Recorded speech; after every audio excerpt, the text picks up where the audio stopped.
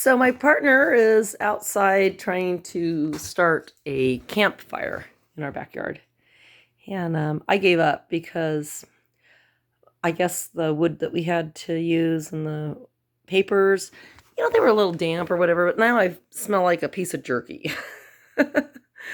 And so I told him, I said, okay, baby, you can light my fire. You go ahead and get the campfire going and tell me when it's ready. So I'm going to go in the house and relax, because that was my intention tonight, was to go out in the backyard and just relax with the campfire. I said, well, I know how to get the campfire going. I could throw some gasoline on it and watch it explode. And he goes, don't do that. I said, no, I'm smarter than that. I won't do that. I've watched people do that before, and it doesn't usually work well. You don't want to start campfires with gasoline or backyard fires. Once upon a time, I had a neighbor who did that, and he about burned his feet off because he threw some gasoline on their backyard fire over here in Oregon, and it exploded. So you don't want to mix gasoline and matches or fire or lighters. I also once knew a man who's my brother's best friend who fell into a campfire and burned himself. He had to be life flighted to a hospital with his whole body burned, and he was an alcoholic. And unfortunately, it didn't cure him. He got out of that experience and quit drinking for a while, but then he went back to drinking again. Some people don't learn from their past mistakes. I do my best to learn from my past mistakes.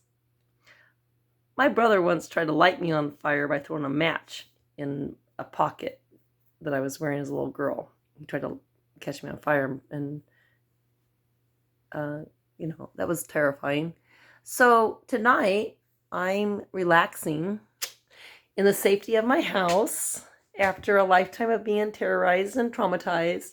And this morning, I was a little bit terrorized because I was listening to the news, and I listened to John Bolton talk about our president, who is a demented narcissist and a dictator.